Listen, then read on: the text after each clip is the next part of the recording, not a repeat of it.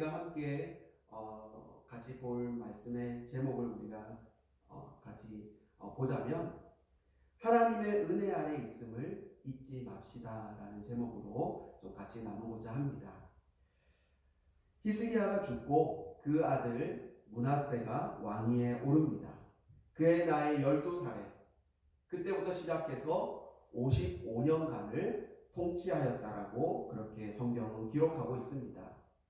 이것은 이스라엘 왕과 또 유다 역대 왕들을 통틀어서 가장 많이 오랜 시간 동안 통치한 왕이었던 것을 우리가 알 수 있습니다. 그러나 그에 대한 어떤 평가는 어떠했을까요? 오랜 시간 통치한 것이 중요한 것이 아니라 과연 그는 어떠한 평가를 받았느냐가 참으로 중요하다고 여겨집니다. 이 므낫세는 그의 아버지 히스기야와 달리 2절에 보면 여호와 보시기에 악을 행하였다라고 기록합니다. 그리고 여호와께서 이스라엘 자손 앞에서 쫓아내신 이방 사람들의 가증한 일을 본받았다라고 그렇게 기록하고 있는 것이죠. 우리가 살면서 우리가 어떻게 살아왔는가에 대한 그런 평가를 받을 때가 있습니다. 역사의 기록에 남고 뭔가 대단한 일을 우리가 그렇게 어떤 평가하는 것은 아니다 할지라도 사랑하는 가족들로부터 혹은 이웃이나 친구들로부터도 어떤 형태로든지 얼마든지 또 우리의 삶에 대해서 어떤 사람으로 살았는지를 평가받을 때가 있다라는 겁니다. 그러나 물론 가까운 누군가로부터 어떤 평가를 받는 것도 참으로 중요하지만 사실 우리에게 더 중요한 평가는 무엇이냐면 하나님 앞에서 우리는 어떠한 사람인가, 어떠한 자인가, 이것이 참으로 중요하다고 생각되어집니다. 우리가 어떤 사람인가, 어떠한 자인가, 이것은 시대나 문화, 어떤 장소에 따라서 우리가 그 사람이 선한 삶을 살았다든지 아니면 악한 삶을 살았다든지 그 평가의 기준은 달라질 수 있을 것입니다. 그러나 하나님 앞에서 이 기준은 변함이 없다라는 것이죠. 하나님 보시기에 우리는 어떠한 삶을 살고 있는가? 우리의 삶 가운데 다른 사람의 평가도 중요하지만 하나님의 그 평가가 우리에게 정직한 삶을 살았다. 하나님 보시기에 아름답게 살았다. 그런 평가를 받을 수 있는 저와 여러분 되시기 바랍니다. 오늘 본문의 말씀에 보면 이 므낫세에 대하여서 하나님은 어떻게 평가하고 계신가? 그의 어떤 정치적인, 경제적인 어떤 그런 얼마나 나라를 부강시켰고 여러 이웃 나라들과 함께 교류를 잘 했는지 그런 어떤 평가가 하는 것도 중요하겠지만 하나님 보시기에 어떠한가가 참으로 중요하다라는 겁니다. 그런 므낫세의 삶에 대한 평가를 보자면 여호와 보시기에 악을 행했다. 그것이 므낫세가 55년이라는 그 시간 동안 통치한 그 삶의 평가가 이것이다 라는 겁니다. 3절부터 7절에 보면 그가 어떻게 행했는가를 기록하고 있습니다. 곧 아버지 히스기야가 헐었던 산당을 다시 세우고 바알의 제단을 다시 쌓고 아세라 목상과 1월 성신을 만들어서 섬기고 또 수많은 어떤 사술과 요술을 행하며 신접한 자와 박수들을 신임했다라고 그렇게 기록합니다. 심지어는 자기가 그 우상을 만들어서 정말로 하나님만을 예배하고 하나님만을 높여야 하는 그 여호와의 전에 자신이 만든 우상을 세웠다라고 그렇게 기록하고 있는 겁니다. 한마디로 말하면 자신의 조상 다윗과 솔로몬에서부터 자신의 대에 이르기까지 이 성전에 대해서 영원히 내 이름을 거기에 둘지라고 약속하셨던 그 하나님의 약속, 하나님이 신실하게 지켜주셨던 그 은혜들을 잊어버리고 그 거룩하고 성결하고 구별되어 마땅한 그 성전에다가 이방의 신의 형상을 만들어 세웠다라는 것입니다. 한마디로 말하면 하나님 아닌 것들로 그 하나님의 자리를 대신했다라는 것을 지금 말해주고 있는 겁니다. 여러 가지 수많은 정세에 따라서 수많은 나라가 세워지고 멸망하고 또 그렇게 또다시 세워지고 심지어는 함께 그렇게 성장해 오던 북이스라엘이 한순간에 멸망하는 그 광경들을 보아오면서도 여전히 하나님께서는 다윗의 등불을 끄지 않겠다. 그 성전에 내 이름을 영원히 두겠다. 그 약속을 신실하게 지키시면서 지금까지 유다를 세워주셨고 지켜주셨다라는 것을 지금 이 므낫세는 잊어버리고 있는 것입니다. 뭔가 자기가 잘해서 뭔가 자기가 유능해서 그런 것처럼 그렇게 생각을 하고 있는 것이죠. 11절부터 12절 13절을 보게 되어지면 그런 므낫세에 대하여서 하나님은 징벌을 내리시는 것을 봅니다. 여기서 이 징벌이라고 하는 것은 단순하게 그를 멸망시키기 위해서 뭔가 그를 벌을 내리시기 위해서가 아니라는 것을 우리는 늘 기억해야 됩니다. 우리가 히스기야의 아버지 아하스가 그러했던 것처럼 그의 이름이 하나님이 그를 붙잡으신다. 그를 놓지 않으신다라는 그 이름을 가졌던 아하스인 것처럼 하나님께서는 그런 불의한 왕이었던 아하스 역시도 붙잡으셨고 그가 돌아오기를 원하셨지만 결국 그가 돌이키지 않았던 것처럼 하나님은 우리에 대해서도 마찬가지다라는 것입니다. 하나님은 그저 우리에게 감당 못할 무거운 짐을 지우고 우리가 그것을 지키지 못했을 때 벌을 내리고 멸하시기를 즐겨하시는 분이 아니라 언제든지 우리가 돌아오기를 원하시고 우리가 회복되기를 원하시고 다시 한 번 더 하나님을 섬기며 예배하기를 원하고 계시다라는 것입니다. 그런 차원에서 지금 므낫세에게도 하나님은 징벌을 내리고 계신 것입니다. 11절부터 13절까지 이렇게 기록되어져 있죠. 여호와께서 아수르 왕의 군대에 지휘관들이 와서 치게 하시매 그들이 므낫세를 사로잡고 쇠사슬로 결박하여 바벨론으로 끌고 갔다라는 겁니다. 그리고 그가 환난을 당하여서 여호와 하나님께 간구할 때에 하나님께서 그 간구를 들으시고 다시 한 번 더 그를 유다의 왕으로 회복시키시는 것을 볼 수 있습니다. 그리고 성경은 이렇게 기록하고 있습니다. 므낫세가 그제서야 여호와가 하나님이신 줄을 알았더라. 그렇게 기록하고 있다라는 겁니다. 어쩌면 우리도 그런지 모르겠습니다. 때때로 우리는 지금 우리가 가진 것, 지금 내가 누리고 있는 것이 얼마나 귀한 것인지를 모르고 그렇게 살아갈 때가 많다라는 것이죠. 그저 없는 것에 불평하면서 그렇게 우리의 시간들을 허비할 때가 많이 있습니다.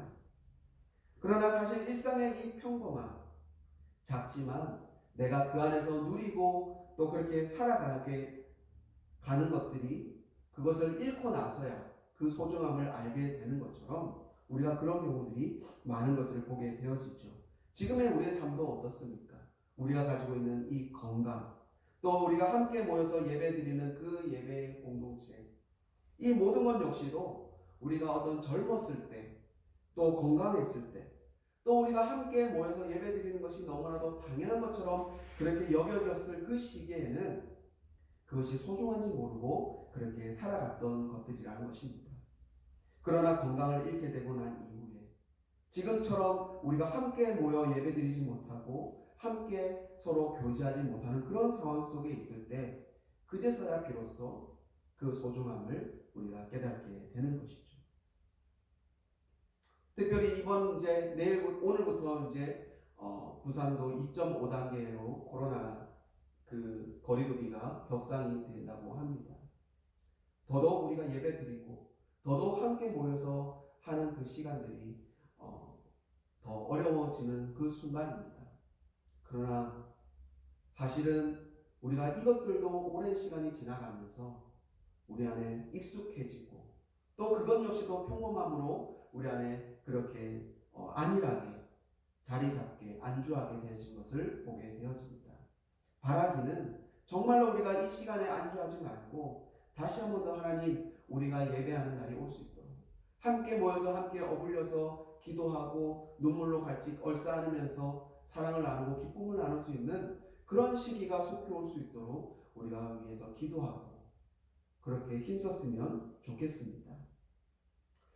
오늘 특별히 역대기서 기자는 이 므낫세가 다시 유다의 왕으로 돌아오고 난 이유를 상세하게 기록하고 있습니다. 그가 와서 한 행적들이 무엇입니까? 여호와의 전의 우상들을 제거하고 여호와의 전과 그 주변에 쌓았던 그 제단을 성 밖으로 던져버립니다. 뿐만 아니라 여호와의 제단을 보수하고 다시금 그 하나님 앞에 화목제와 또 감사제를 그렇게 드리는 것을 볼 수 있지요. 그제서야 하나님이 여호와가 하나님이신 줄을 깨달은 므낫세는 하나님 앞에 예배드리는 삶을 살아가는 것입니다. 그런데 주목할 것은 무엇이냐면 이 17절 말씀입니다. 17절에 보면 백성이 그의 하나님 여호와께만 제사를 드렸으나 아직도 산당에서 제사를 드렸더라 라는 것이죠. 사실 이것은 역대 왕들, 비교적 선한 왕들이었다라고 그렇게 평가받는 그런 왕들 역시도 이 산당에서 제사를 드리는 일만큼은 그렇게 패하지 못했던 것을 보게 되어집니다. 물론 이것은 현실적인 한계도 있었던 것을 우리가 알 수 있습니다. 모든 유대인들이 예배를 드리러 예루살렘으로 와서만이 예배를 드려야 되는 것은 사실 현실적으로 참으로 어려운 부분이었던 것이죠. 특히나 이스라엘 사람들이 북이스라엘로 나눠진 그 사람들이 유다로 넘어와서 예배를 드린다는 것은 참으로 쉽지 않았습니다. 그런 어려운 부분들이 있기도 했었지만 사실 근본적으로 이 산당이라고 하는 것은 대부분 높은 산에 위치해져 있고 또 이 산당의 어떤 근원이라고 하는 것은 대부분 이방신들을 섬기는 그것으로 제단으로 사용되어졌었기 때문에 그렇습니다. 대부분의 이방신들에 대하여서 그들이 높은 산에 살고 있다라고 생각을 한 것이죠. 그러면서 이방신들을 섬길 때 그 높은 산 위에 제단을 쌓고 산당을 만들어서 예배를 드리고 제사를 지냈던 것입니다. 그런데 이것을 지금 제거하지 못했다라는 것이죠. 근데 왜 문제가 될까요? 왜 역대기서의 기자는 므낫세가 다시 한 번 더 온전하게 회복되어졌다라고 끝나지 않고 그러나 산당만큼은 제거하지 못했다. 아직도 산당에서 제사를 드렸다라고 그렇게 기록하고 있을까요?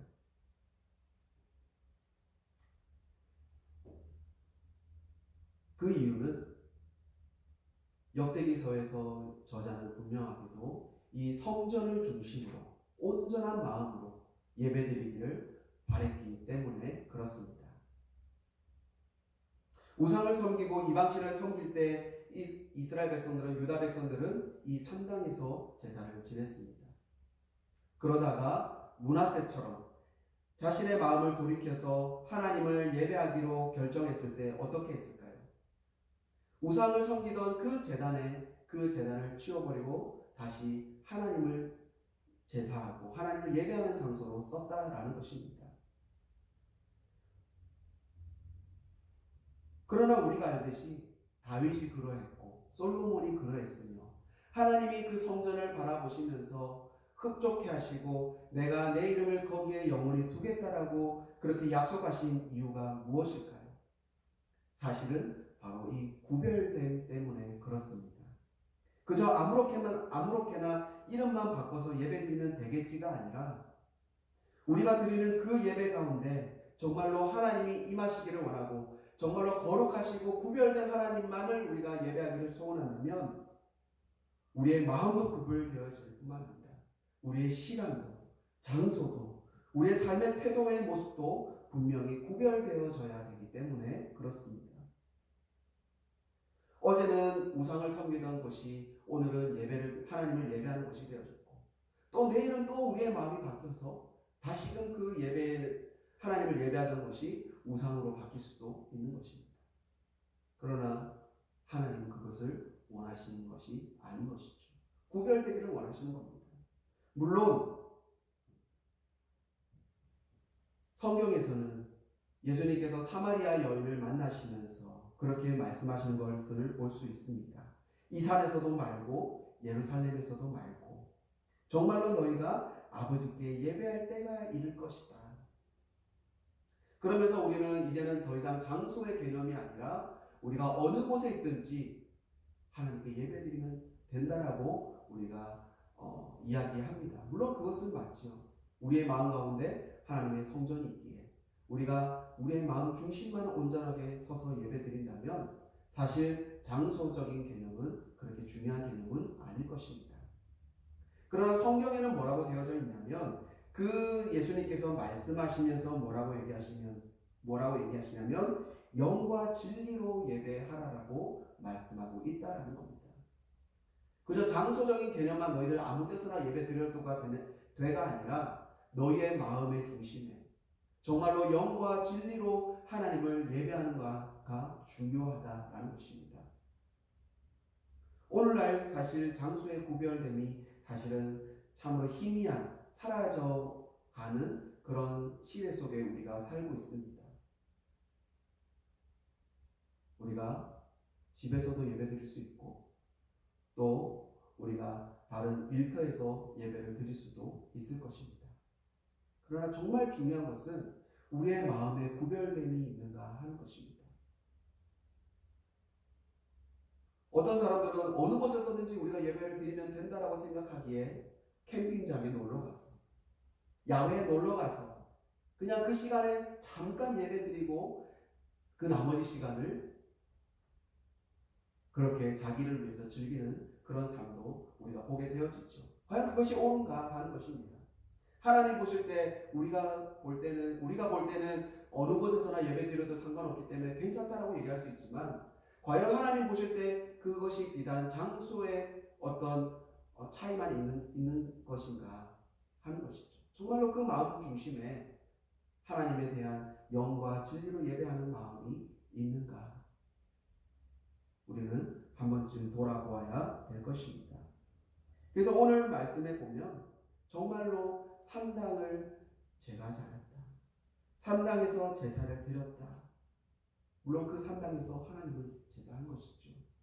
그러나 다시금 이것을 언급하는 이유는 너희들 마음 중심에 정말로 하나님 앞에서 구별되는 삶을 살아야 된다는 것을 간접적으로 지적하고 있는 것입니다. 정말 나의 시간 가운데, 나의 헌신 가운데 구별됨이 있는가? 오늘 하루의 삶 가운데 내가 어느 곳에 있든 물론 예배 드리는 것은 동일하게 드린다 할지라도 정말로 신령과 진정으로 내 마음의 구별됨으로 하나님을 예배하고 있는가? 우리는 한 번쯤 생각해 보아야 될 것입니다. 특별히 이제 오늘 말씀을 이제 맺으면서 우리가 살펴본 이 므낫세, 그 이름의 뜻은 어떤 의미일까요?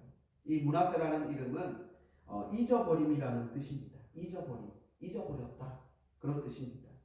본래 이 므낫세라는 이름은 좋은 의미인 것이죠.